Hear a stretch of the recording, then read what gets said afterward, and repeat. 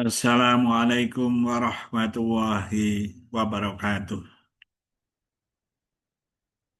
Semoga para pemirsa semuanya sehat, lahir dan batinnya, selamat, aman lahir dan batinnya, dan senantiasa mendapat tambahan ilmu, tambahan rezeki dari Allah.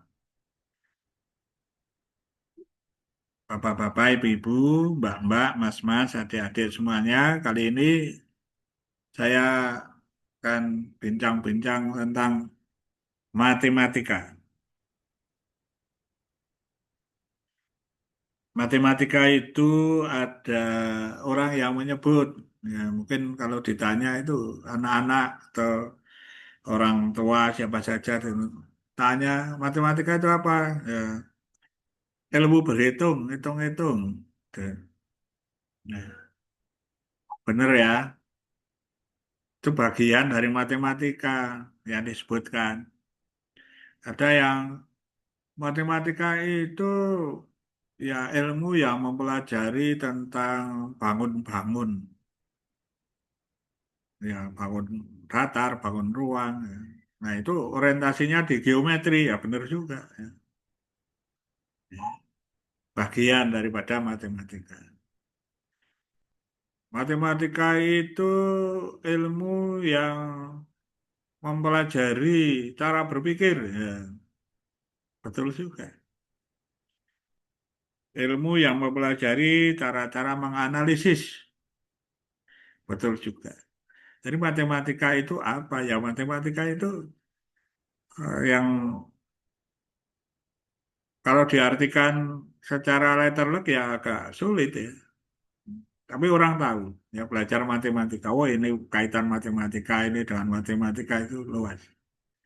Nah, dalam konteks kali ini saya akan melihatnya dari matematika itu sebagai ya sarana ya, satu kalau disebut ilmu ya boleh ya, ya, sarana berpikir. Ya konteksnya itu sebenarnya orang berpikir itu kan dari top ke down, dari atas ke bawah. Apa maksudnya ya? Berpikir secara global dulu, baru mengambil contoh-contoh. Itu dalam bahasa lain, dalam bahasa matematika itu berpikir secara deduktif. Ya. Dari sesuatu yang bersifat umum, lalu ke contoh-contoh, ke yang khusus-khusus. Tapi juga matematika itu bisa sebagai cara berpikir dari yang khusus-khusus dulu, baru menuju ke yang umum. Jadi orang berpikir dari contoh-contoh, dari hal-hal kecil gitu, lalu bisa memperoleh suatu generalisasi yang lebih umum sifatnya. Nah, itu berpikir semacam itu disebut induktif. Jadi di dalam diri manusia itu, dalam diri kita gitu, ada dua karakter itu, berpikir induktif dan berpikir deduktif. Saya pernah ditanya oleh seseorang, apakah ada berpikir yang di luar itu untuk matematika yang utama? Saya merenung, rupanya ya sulit juga menemukan jawabannya itu. Ya berpikir itu dari keseluruhan pada bagian-bagian atau dari bagian-bagian untuk menuju keseluruhannya. Nah ini harus diketahui oleh semua yang gemar matematika, para guru, ya, para siswa, mahasiswa, ya harus tahu bagaimana karakter berpikir untuk matematika itu.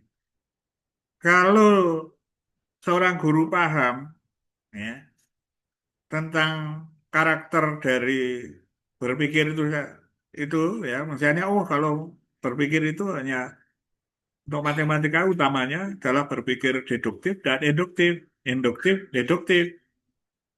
Kalau hanya diajari induktif saja, ya para siswa nggak tahu berpikir deduktif. Diajari deduktif saja, ya para siswa tidak tahu berpikir induktif. Maka dua-duanya harus paham. Ya, jadi guru utamanya harus paham tentang cara berpikir ini. Bagaimana di matematika itu berpikirnya adalah berpikir deduktif, berpikir induktif. Nah, bapak-bapak, ibu-ibu, mbak-mbak, adik-adik, semuanya, mas-mas, ya, paham ya. Jadi cara berpikir induktif, deduktif. Bagaimana contohnya untuk yang deduktif? Ya, deduktif itu misalnya gampang itu ya, gampang. Kalau kita paham rumus, sudah rumus luas daerah segitiga, setengah alas kali tinggi, gitu. Nah itu kita sudah pada ranah deduktif.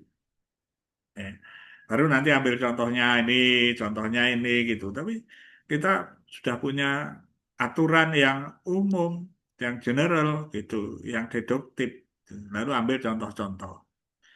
Nah, sebaliknya ketika kita mengajar kadangkala dengan contoh-contoh dulu kasus gitu, banyak kasus. Lalu dibuat ke atas generalisasinya sampai memperoleh rumus ya luas daerah segitiga, tengah alas kali tinggi. Tidak itu. Maksudnya adalah kededuktif itu. Lalu terwakili semua, ya, semua segitiga, gitu ya. Daerah segitiga gitulah kalau mau Warfak mengatakannya segitiga, lalu mencari luasnya, itu setengah alas kali tinggi. Sudah itu mewakili semuanya. Begitu mudah sebenarnya matematika itu kalau kalau di dalam pikiran sederhana. Ya, luas daerah segitiga, tengah alas kali tinggi. Dibalik ya boleh setengah tinggi kali alas. Gitu. Itu istilah saja. Ya, tinggi ya sudah tahu kalau begitu tinggi itu apa ya harus tahu tinggi.